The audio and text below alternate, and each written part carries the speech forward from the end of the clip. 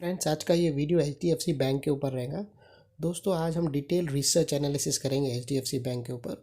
और ये जो वीडियो है वो बहुत ही इंटरेस्टिंग और एक नॉलेजेबल वीडियो होने वाला है। और दोस्तों, मैं आपको ये भी बता दूं कि मैं NSE सर्टिफाइड टेक्निकल एनालाइजर हूँ। मेरे को जैसे ही मेरे सब्सक्राइबर बढ़ेंगे, मैं मेरी सर्टिफिकेट आप लोगों को मेरी चैनल पे मैं शेयर करूँगा। अच्छा दोस्तों, बिना टाइम वेस्ट करें हम सीधा एक्चुअल मैटर पे आते हैं। आप देख सकते हो चार्ट ऑलरेडी ओपन हो चुका है। और दोस्तों, मैं आपको बता दूं कि ये जो HDFC बैंक का स्टॉक है उसने यहाँ से यहाँ तक इलियड वेव की 5 वेव कंप्लीट कर चुका है। और इलियड वेव की 5 वेव कंप्लीट के साथ उसने एक यहाँ पर अगर देखो तो स्टॉक ने एक नेगेटिव डाइवर्शन दिया है। तो यहाँ दो चीज़ ऐसी चीज़ मैसअप हो जाती है कि 5 वेव भी कंप्लीट हुआ है, उसके साथ नेगेटिव डाइवर्शन भी आया है। तो 5 वेव जैसे ही कंप्लीट होती है तो स्टॉक फिर जाता है करेक्शन के अंदर। अभी करेक्शन एक ऐसी प्रोसेस है कि एक टाइम कंज्यूमिंग प्रोसेस है, लेकिन अगर एक्चुअल देखो तो उसमें भी अच्छा पैसा कमाया जा सकता है। तो ये जो वीडियो है, अगर किसी ने लॉन्ग पोजीशन लिया है लॉन्ग टर्म के लिए तो उसको तो कोई डरने की बात नहीं है, स्टॉक एकदम सही है, परफेक्ट कंपनी है। लेकिन अगर शॉर्ट पोजीशन किसने लिया है तो उसको जानना है क्या होने वाला है, कन्फ्यूजन है। या फिर दूसरा ये हो सकता है कि किसी ने कॉल पुट ऑप्शन ले लिया है तो वो भी जान सकता है कि स्टॉक में भी आगे क्या होने वाला है। तो ये उसने अभी स्टॉक अभी करेक्शन पैटर्न में है, अभी करेक्शन पैटर्न भी है। मैं इतना ये मतलब मैं यहाँ से फिर ये डिटेल में नहीं जाऊँगा कि ये इलियड वेव की 5 वेव क्या हुई कैसे हुई, वरना फिर वीडियो बहुत ही लंबा हो जाएगा। तो वो पार्ट मैं स्किप कर रहा हूँ। अभी आगे जो उसको स्टॉक यहाँ से फिर करेक्शन के अंदर गया उसके बारे में डिटेल में बात करूँ। तो अभी करेक्शन के अंदर एंटर हो चुका है, करेक्शन के साथ एंटर होते होते उसने ए वेव कंप्लीट कर दिया है इलियड वेव की। अभी बी वेव अंडर फॉर्मेशन में है। तो अभी बी वेव की 3 पॉसिबिलिटी है। तो हम देखेंगे कि ये 3 पॉसिबिलिटी में स्टॉक कैसा रिएक्शन दे सकता है, कहाँ कैसी मूवमेंट दे हो सकती है। तो इलियड वेव की 3 पॉसिबिलिटी है बी वेव की करेक्शन के अंदर। एक होता है कि वेव बी है ना वो वीक बनेगी। एक ये कंडीशन है कि बी वेव जो है वो नंबर 1 कंडीशन ये है कि बी वेव है वो एक वीक बी वेव बनेगी, या फिर नॉर्मल बनेगी, या फिर स्ट्रॉन्ग बी वेव बनेगी। ये 3 कंडीशन होती है बी वेव की, करेक्शन बी वेव की, इलियड वेव की। तो हम देखेंगे वीक के अंदर क्या सिनेरियो बनेगा। अगर समझो अभी बी वेव अगर वीक बनता है तो क्या होगा। और बी वेव की स्ट्रेंथ जानने के लिए मैंने यहाँ एक ट्रेंड लाइन बनाई है, आप देख सकते हो दोस्तों। हम मतलब उसका पानी मापने के लिए कि भाई इसके अंदर कितना दम है बी वेव की, वो जानने के लिए हम यहाँ एक ट्रेंड लाइन लगा देंगे। अभी ये ट्रेंड लाइन से जानेंगे कि अभी आगे का क्या सीनरी होगा। अगर समझो कि बी वेव वीक बनती है तो ये जो ट्रेंड लाइन है वो इसी के अंदर ही रिजेक्शन लेंगी, और रिजेक्शन लेते ही एक नेगेटिव कैंडल पैटर्न बनेगा, और नेगेटिव कैंडल पैटर्न नीचे से ब्रेक होगा तो फिर वो हम टारगेट रख सकते हैं। ये जो मतलब ये नीचे की जो एक गैप है वो क्लोज होगा, वो टारगेट रह सकता है 1528 का। तो नंबर 1 कंडीशन बी वेव की बी वीक वेव हुई तो ये चीज़ होगी कि वो ट्रेंड लाइन है उसके पास, उसके अंदर ही वो रिजेक्शन लेंगी, और फिर वहाँ से नेगेटिव कैंडल पैटर्न नीचे के साइड ब्रेक होगा तो हम शॉर्ट पोजीशन ले सकते हैं, और टारगेट्स वो गैप है वो फील हो जाएगा। ये नंबर 1 कंडीशन हो गई। अभी बी वेव की सेकंड कंडीशन की हमने बात करी थी, डिस्कस करी थी इलियड वेव के हिसाब से कि बी नॉर्मल भी हो सकता है। अभी बी वेव नॉर्मल होगा उसका क्या सिनेरियो है। नॉर्मल बी वेव का सिनेरियो ये है कि वो वेव ए की 61.8% रहेगी।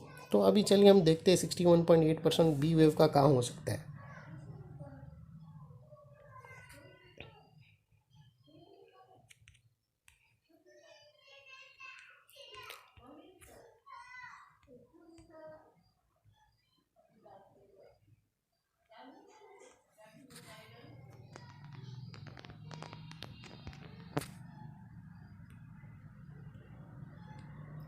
अच्छा दोस्तों, ये जो ब्लू लाइन बनाई ना मैंने, आप देख सकते हो ये जो ब्लू लाइन है 1628 के आसपास, ये यहाँ तक पहुँच सकता है अगर B wave normal B wave हुई, यानी 61.8% वेव ए का अगर नॉर्मल। अभी यहाँ देखो एक ट्रिकी चीज़ होती है, ये अगर नॉर्मल है बराबर, तो लोग क्या करेंगे कि ये उन लोग सोचेंगे कि एक ऐसी ट्रेंड लाइन है, वो उसके ऊपर ब्रेकआउट हुआ है और ट्रेंड लाइन के ऊपर ब्रेकअप होकर वो लॉन्ग पोजीशन ले लेंगे। अभी वो और वो वहाँ फंस जाएंगे, क्योंकि वो ऐसा है कि वो ट्रेंड लाइन को तो ब्रेक करेंगी, लेकिन उसके बाद क्लोजिंग नीचे देंगी। हो सकता है कि वहाँ एक डोजी बन जावे, या हो सकता है वो इन्वर्टेड हैमर बन जावे, या हो सकता है ग्रेवस्टोन डोजी बन जावे।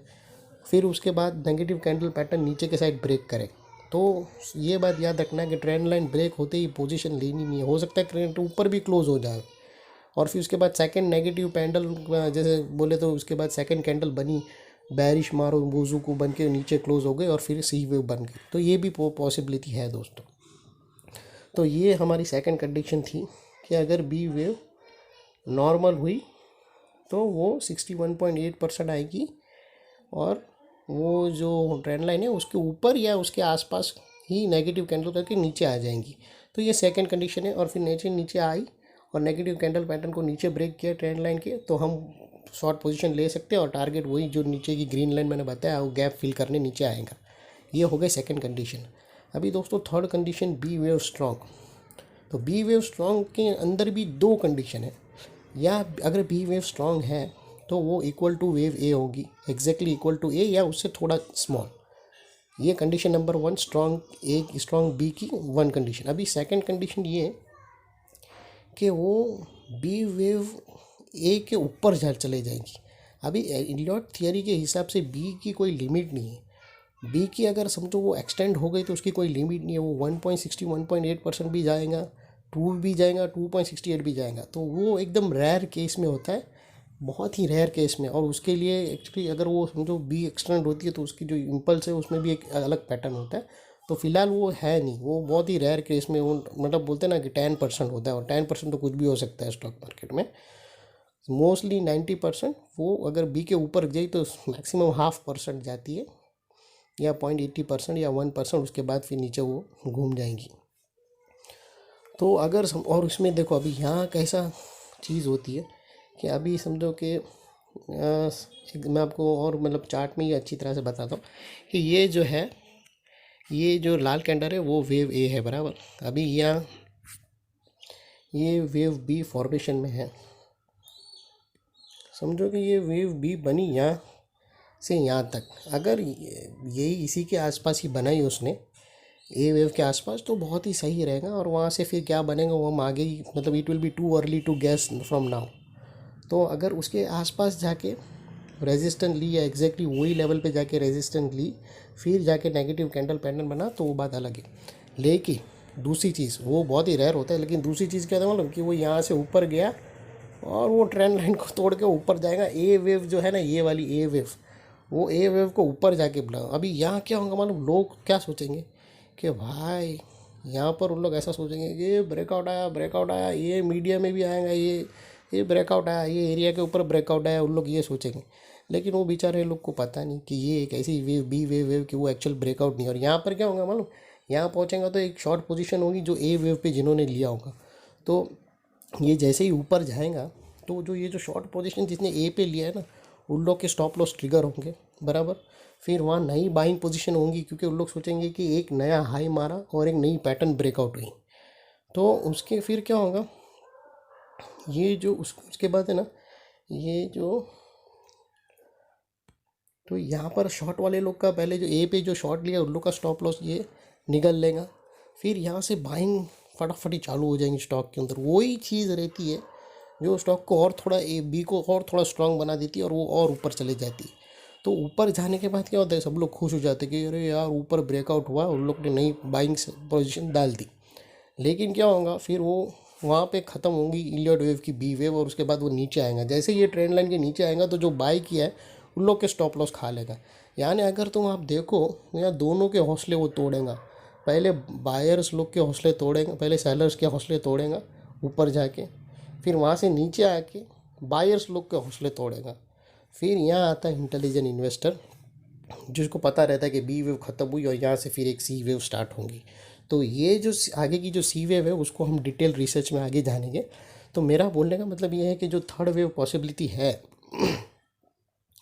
जो थर्ड वेव, सॉरी हाँ दोस्तों, ये जो थर्ड पॉसिबिलिटी बी की थी वो स्ट्रॉन्ग बी। तो अगर स्ट्रॉन्ग बी हुआ तो मैं आपको यही बताऊंगा कि वो हमारे ट्रेड सेटअप के अंदर आता ही नहीं, वो बेटर है उसको तुम छोड़ दो। क्योंकि उसके बाद अगर तुमको पता नहीं है उसको कैसे ट्रेड करना है और वो स्टॉप लॉस सबके खाएगा, बहुत ही डेंजर रहेगा। तो बेटर है अगर ये ट्रेंड लाइन के ऊपर बी वेव निकल जाती है तो आप ट्रेड छोड़ सकते हो।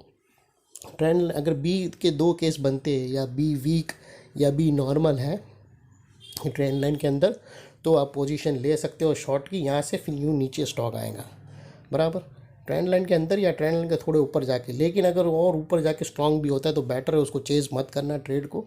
Late the trade be go on its own way. उसको अभी बोलते ना, जलती आग को, जलते शोले को, कोयले को अपने हाथ में मत लेना, उसको जाने देना बराबर दोस्तों।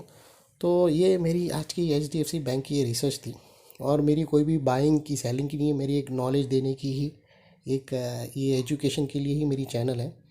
और दोस्तों मेरी चैनल, अगर मेरी ये रिसर्च एनालिसिस अच्छी लगती है तो मेरे चैनल को ज़रूर सब्सक्राइब करना। क्योंकि मेरे सब्सक्राइबर बहुत ही कम है, मैं चाहता हूँ तो मेरे दोस्त लोग, ये फैमिलीज़ ग्रुप्स लोग को मैं डाल के सब्सक्राइबर बढ़ा भी सकता हूँ। लेकिन मेरे को एक्चुअली ऐसे लोग ही चाहिए जो जिसको रियली ये चीज़, ये फील्ड में इंटरेस्ट हो। तो प्लीज़ अगर मेरे रिसर्च अच्छे लगते हैं तो मुझे लाइक करना। मैं इससे भी और अच्छे, ये सब रिसर्च एनालिसिस के मेंटर्स होते हैं जो लाखों में फ़ीस लेते हैं महीने की ट्रेड देने के लिए। मैं वो तो नहीं दे रहा हूँ, मैं तुम लोग से वो नहीं मांगा, बस सिर्फ मुझे इतना सपोर्ट करना कि जिसको भी इंटरेस्टेड है ये फील्ड के अंदर, तो प्लीज़ मेरी चैनल को सब्सक्राइब करना दोस्तों। Okay, thank you.